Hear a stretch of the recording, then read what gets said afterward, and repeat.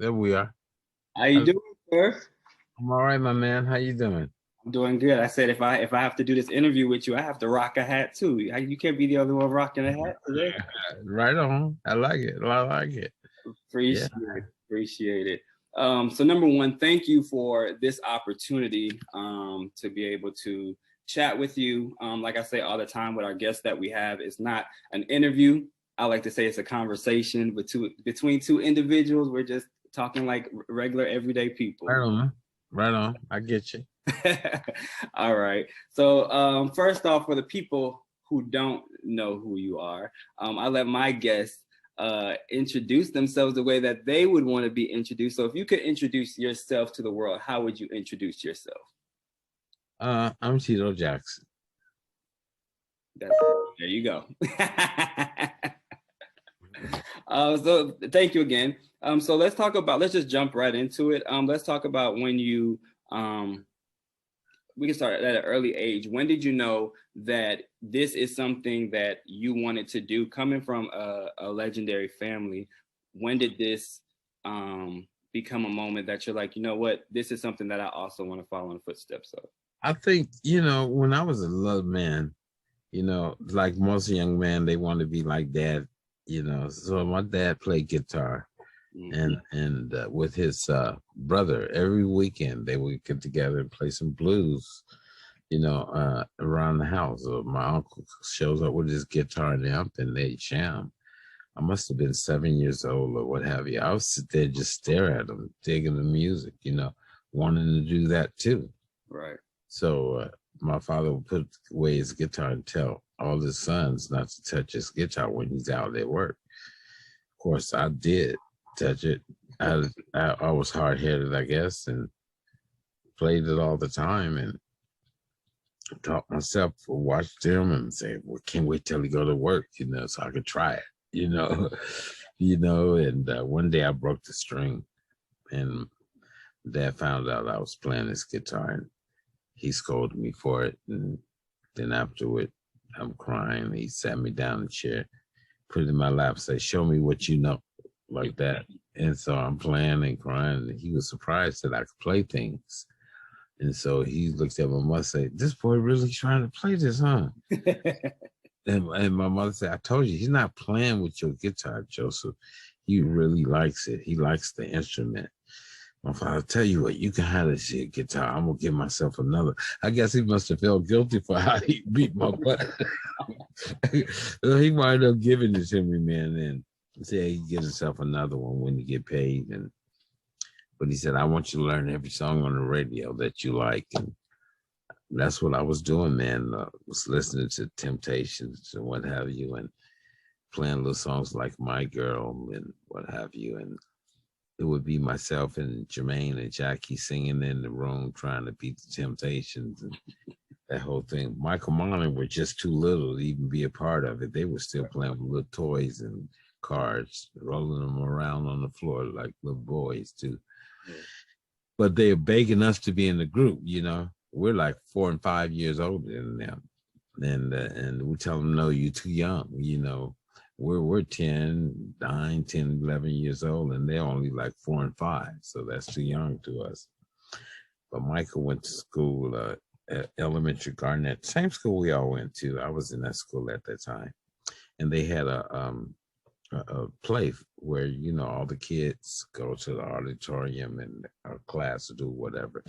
And Michael sang this song, and we couldn't believe that he was singing like that, because he never sang around us. He just would beg us to be in our group, but he never sang. I never knew that he had that in him yet. No, we're telling you, no, you're too young.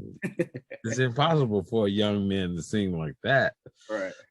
But Michael, ever since he opened his mouth, he's been singing like that, and of course we grabbed him in the group and throwing him in and Marlon said, me too. Yeah, you too. Yeah, so we worked on it.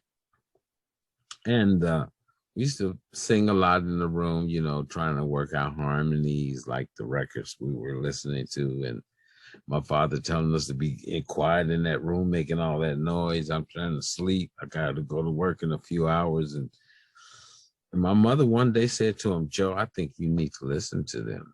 I think they might have something, is what she said. Oh, Kate, them boys can't sing. They ain't got nothing. Joe, no, I think you really should listen to them.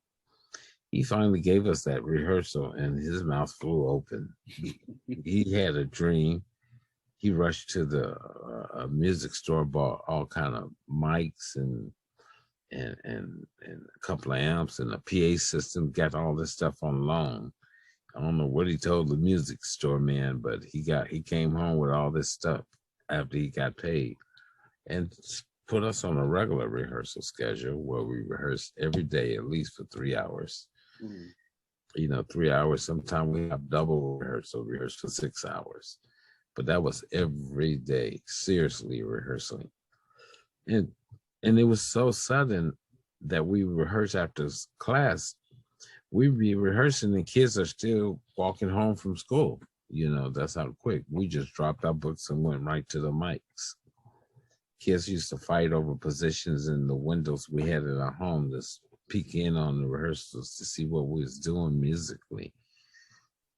Some kids telling us to be quiet in that house. You guys ain't going nowhere. I remember hearing that sometime. And of course, we on a mission. Right. We got a big family, this little house, and ain't enough beans on the plate, or you got to race to get your piece of dessert. There won't be none, Right. You know what I'm saying? So, man, it was a journey. It was a lot of fun growing up in that little place with all my brothers and sisters. Being kids, you don't realize how you growing up. You just too busy having fun and what have you. It was a 2-bedroom house. Of course, my parents had 1 bedroom, and the boys had the others, and the sisters slept in the living room on a pull-out sofa. So that gave everybody a bed. But the musical journey was great. It was fun. We used to open up a lot for other artists, that were professionals before we were professional. We would open up for Jackie Wilson a few times, for Etta James, Gladys Knight, Bobby Taylor and the Vancouvers, Manhattans. All these groups would know us before we even had I Want You Back. We had a local hit record called I'm a Big Boy Now, just in our region, on Steel Town, a local little label in Gary, Indiana. But like I said, it was fun. It was a lot of work that you don't realize also when you're that young. You don't realize the hours and the work you're putting in. Right. But if anybody out there trying to do show business or be an artist, you got to put in that work, man. Definitely. It's a lot of it. You're going to hear a lot of no's before you get that one yes. But put in the work, believe in yourself, stay on target, you'll be all right. Definitely. Well, let's talk about your new project, Under Your Spell. It's giving blues all the way through it. I love it. I was listening to it. I listened to it like a good 3 or 4 times. Cool, man. It's an amazing project that you have. You worked with some legendary people again on this, but I'm sure those are people that to you are like friends probably, that you can just have a conversation with. Yeah, Under Your Spell was an album I've always wanted to do because of the genre of blues. I love the music. I grew up playing guitar by listening to my father, my uncle, and other blues artists.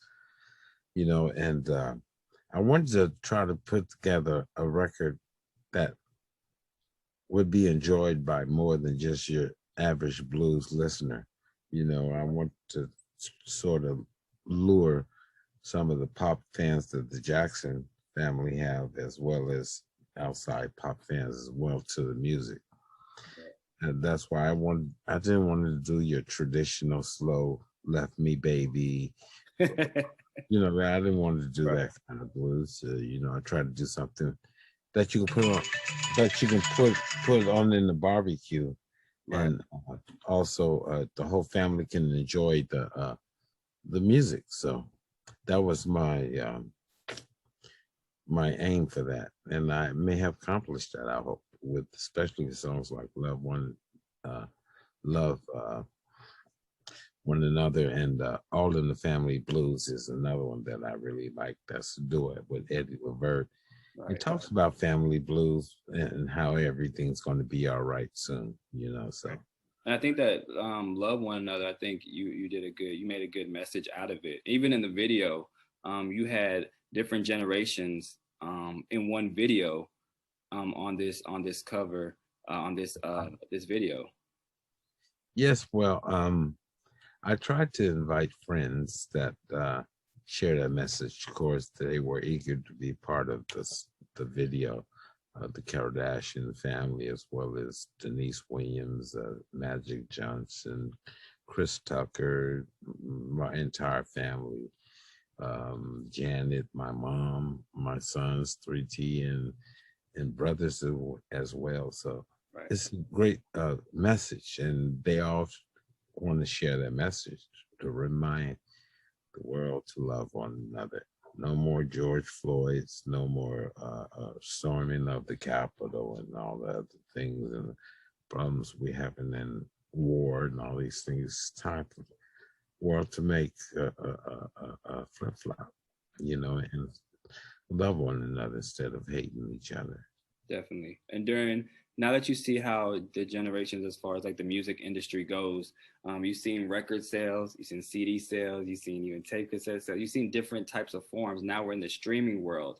How has that changed for you, as far as like when it comes down to like marketing yourself and doing things? Because you've seen many different genres and many different ways of doing those type of marketing.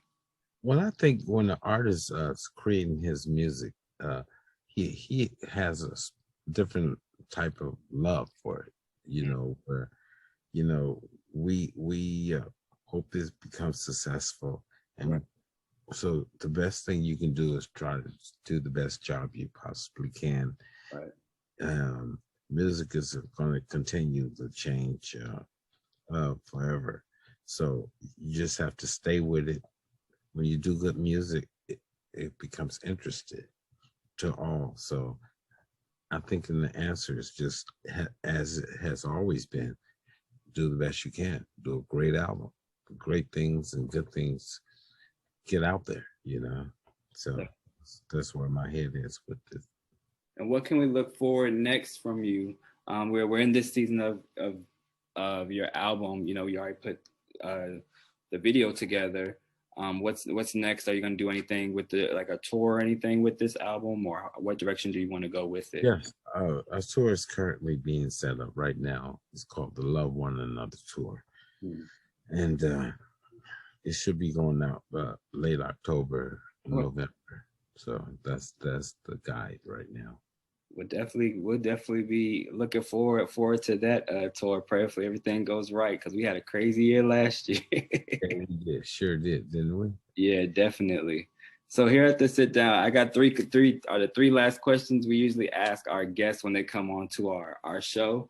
And it's just some of them are like fun questions to answer, and then the other ones, whatever comes to your head first. What's three words that can describe who Tito Jackson is?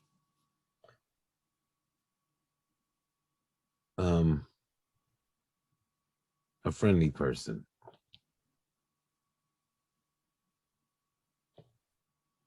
That you had two more? Hmm? You got three. You got three words. So you get to pick three. Three words. A friendly person. Oh, so you're gonna go with those three? Okay, that's Is that it? Look, I got you. Okay, but you changed it. You changed it up. You changed it up. Because some people usually, pick three different words. You don't put it all together, so you didn't change something again on here on the show. So we'll go with that. And this will probably be a question you already kind of answered that. But what do you tell an individual that's looking to come up in this industry? We know that this industry can be cutthroat at moments.